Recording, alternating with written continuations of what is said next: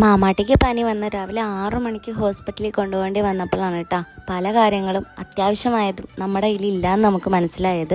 ആവശ്യമല്ല, അത്യാവശ്യമായിട്ടുള്ള കുറച്ച് കാര്യങ്ങൾ വാങ്ങിക്കാൻ വേണ്ടിയിട്ട് ഞങ്ങൾ ചേർത്തലയ്ക്ക് വിട്ടു. ആദ്യമേ നമ്മൾ ഫസ്റ്റ് ക്രൈയിലാണ് കേട്ടോ. പിന്നെ നമ്മൾ അവിടുന്ന് ചേർത്തലയ്ക്ക് വിട്ടു. കുറച്ച് സാധനങ്ങളും കൂടെ വാങ്ങിക്കാനുണ്ടായിരുന്നു. ചേർത്തലയിലെ ഒരു കടയിൽ നിന്ന് സാധനം വാങ്ങി നമ്മൾ തിരിച്ചു പോന്നു.